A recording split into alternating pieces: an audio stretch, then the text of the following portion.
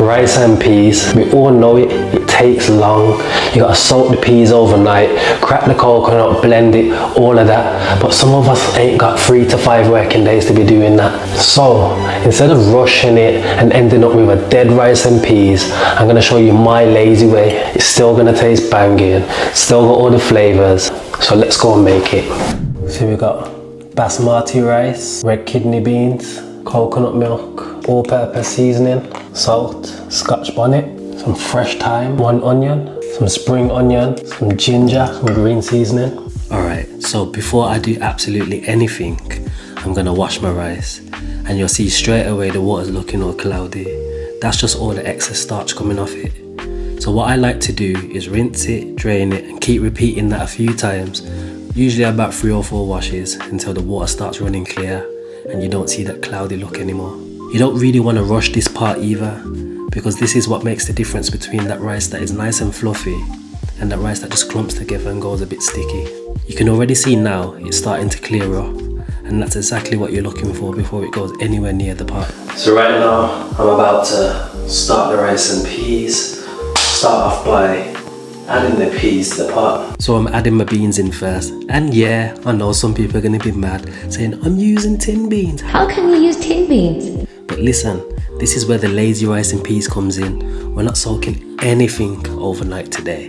Then I'm pouring in some water, and then straight after that I'm going in with the chopped onion, a couple tablespoons of that lovely green seasoning, and a bit of freshly grated ginger, just to give it that extra depth and a bit more flavour.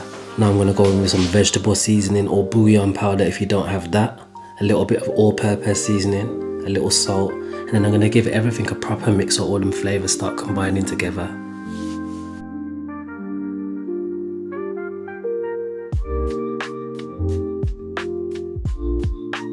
Now I'm going in with some coconut milk, and yeah, sometimes when you open a tin it looks a bit split or separated, but don't even worry about that. Just pour the whole thing in, because once it cooks down it all comes together anyway, and that's where a lot of the rich flavour comes from.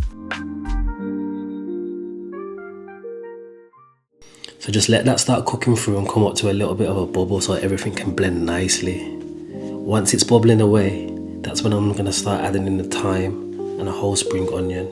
Just bruise it slightly to release the flavour and drop that in as well. Then I'm adding a whole scotch bonnet pepper, and this part is important. Don't burst it unless you want actual real spice in there, because once that breaks open, it's a different level.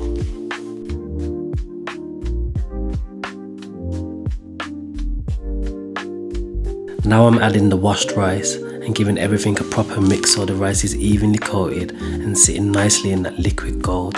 At this point, you can also add a little bit of browning if you want, but it really doesn't need it. Just about half a teaspoon, nothing too heavy, just to deepen the colour slightly and add a little bit of richness to it. So now I'm bringing that up to a first boil, and once it's bubbling properly, that's when you can put the lid on and turn the heat down low. Just let it do its thing without touching it too much.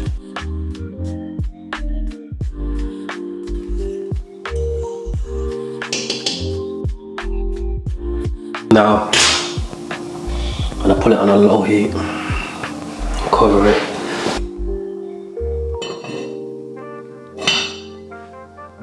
I'm going to check on the rice and peas now and see where we're at.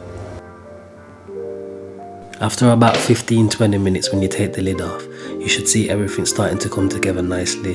The liquid reduced and the rice is cooking through. So at this point, I'm taking out the spring onion and the thyme because they've done their job now. Then I'm using a fork to fluff up the rice slightly, because you don't want to mash the rice or stir it too aggressively. You just want to keep everything nice and separate.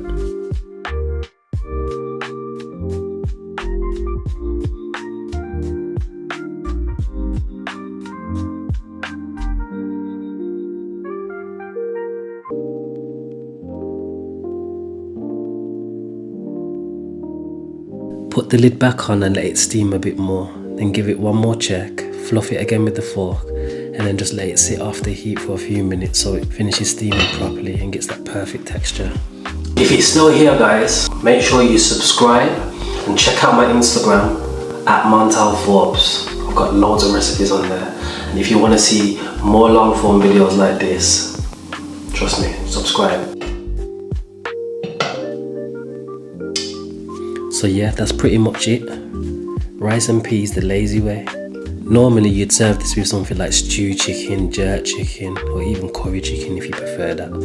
Whatever you're really feeling, but I'm telling you now, the flavour in this alone is so good, you could genuinely eat it by itself and be more than satisfied.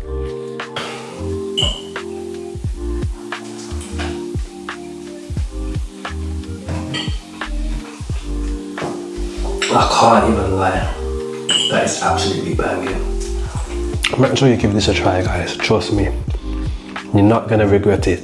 It's got enough flavour in there, got the spice in there. Don't listen to the people them that say, don't use the tin peas. Trust me, the tin peas still work same way. You be the judge of it though. Try this at home.